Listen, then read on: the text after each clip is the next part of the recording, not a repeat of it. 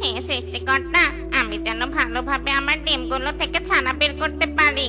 তুমি আমাকে রক্ষা করো সৃষ্টিকর্তা। এভাবেই বেশ কিছু দিন কেটে যায় আর হাসির ডিম থেকে 7টা ছানা বের হয়, কিন্তু 7 ছানারই পাখা ভাঙা থাকে। তা দেখে হাসা অনেক রেগে যায়। এ কি হাসি, তুমি পাখা ভাঙ্গা 7 ছানার জন্ম দিয়েছো? এই পাখা ভাঙ্গা ছানাদের আমরা বড় করব কি করে? এরা তো আমাদের কোনো কাজে আসবে না, বরং এরা বসে বসে আমাদের অন্ন ধ্বংস করবে। এই পাখা ভাঙ্গা ছানাদের আমি এই বাড়িতে দেখতে চাই না। এক্ষুনি এই 7 ছানাদের তুমি বাড়ি থেকে তাড়িয়ে দাও।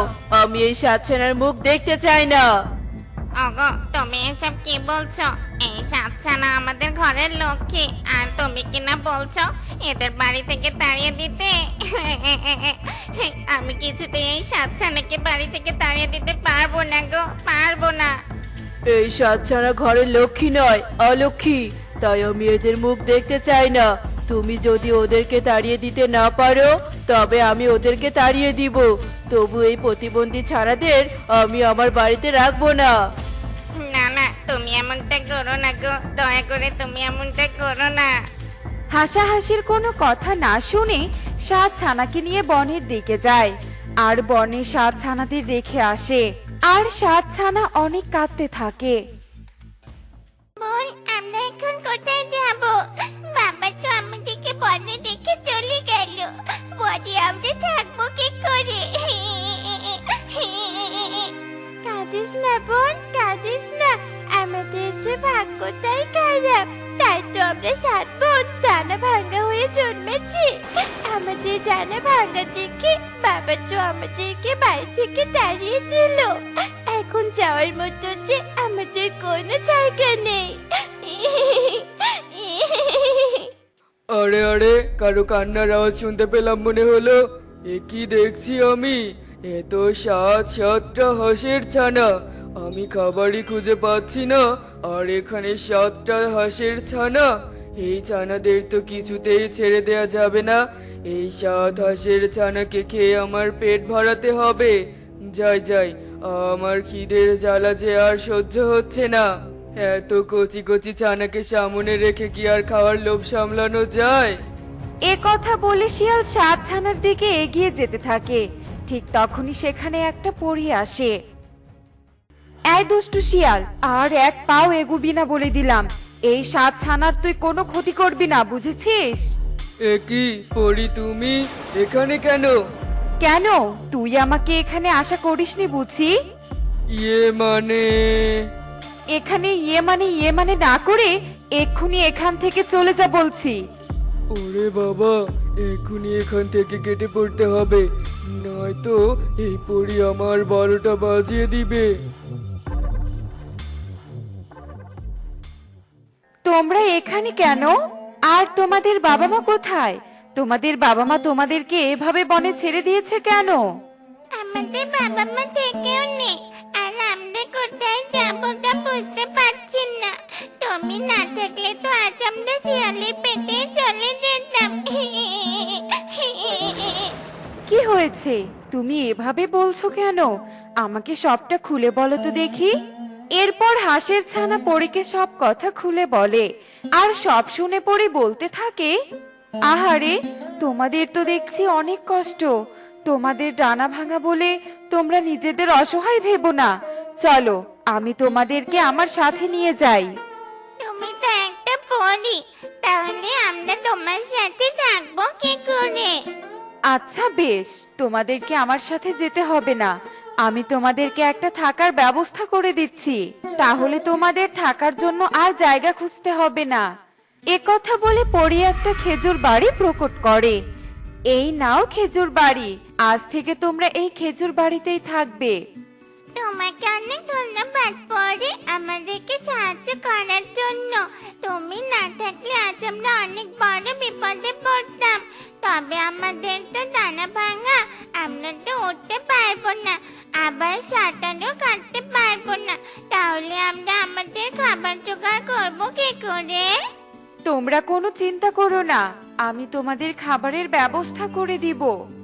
এরপর পরই 7 ছানাদের কিছু খাবার দিয়ে সেখান থেকে চলে যায়। আর 7 ছানা খেজুর বাড়িতে থাকতে শুরু করে। এভাবেই বেশ কিছু দিন কেটে যায় আর 7 ছানাও বড় হয়ে যায়। দেখতে দেখতে তো অনেক দিন কেটে গেল, আর খাবারও শেষ হয়ে গেছে। এখন আমরা কি খাবো, আর কতদিনে বা খেজুর বাড়িতেই থাকবো? এবার তো আমাদের কিছু একটা করা উচিত। হ্যাঁ বোন, তুই তো ঠিক কথাই বলেছিস। চল এবার আমরা অন্য কোথাও চলে যাই।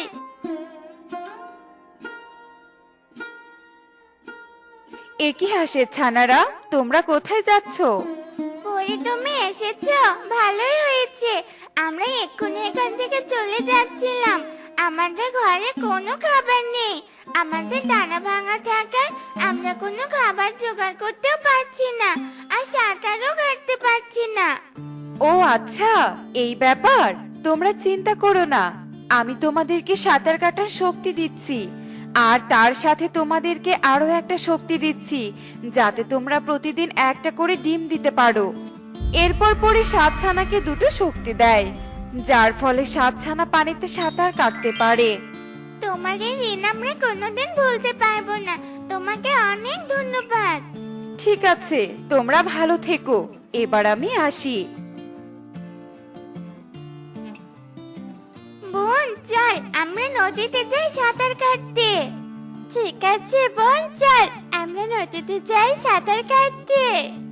এরপর 7 ছানা নদীতে যায় সাঁতার কাটতে। আর সাঁতার কাটতে কাটতে তারা একটা পাখিদের বাড়িতে যায়। বোন, আমরা তো পাখিদের বাড়িতে চলে এসেছি, আর আমাদের অনেক খিদেও পেয়েছে। আমরা বরং এই বাড়িতে একটু খাবার খেয়ে যাই। একই কাকুলি, এগুলো আমাদের হাঁস না, কিন্তু হাঁসগুলোর ডানা ভাঙলো কি করে? কালু, এগুলো আমাদের হাঁস নয়। এই হাঁসগুলো নিশ্চয়ই আমাদের বাড়িতে এসেছে খাবার খেতে। এদেরকে তুমি এক্ষুনি তাড়িয়ে দাও। দয়া করে আমাদেরকে তোমরা তাড়িয়ে দিও না, আমাদেরকে একটু খেতে দাও। আমাদের যে বড্ড খেতে পেয়েছে। আমাদের কি খাবার বেশি হয়েছে যে তোদেরকে খাবার খেতে দিব? এমনিতেই তো তোদের ডানা ভাঙা, আর তার উপর এসেছিস আমাদের অন্ন ধ্বংস করতে।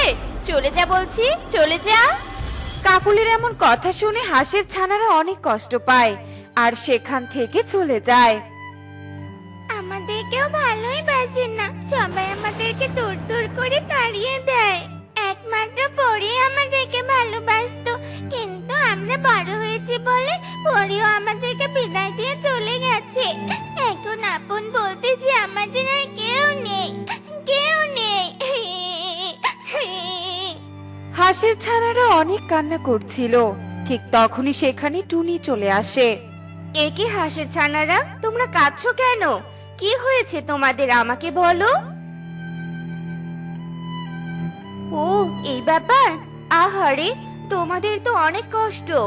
কষ্ট পেও না তোমরা, আমার সাথে আমাদের বাড়িতে এসো। আমি তোমাদের অনেক যত্ন করব, আর তোমাদের অনেক ভালোবাসবো। সত্যি বলছো? তুমি আমাদেরকে অনেক ভালোবাসবে? হ্যাঁ, আমি সত্যি বলছি, আমি তোমাদেরকে অনেক ভালোবাসবো। ঠিক আছে, তাহলে তুমি আমাদেরকে তোমার বাড়িতে নিয়ে চলো। এরপর টুনি 7 ছানাকে নিয়ে বাড়িতে যায়।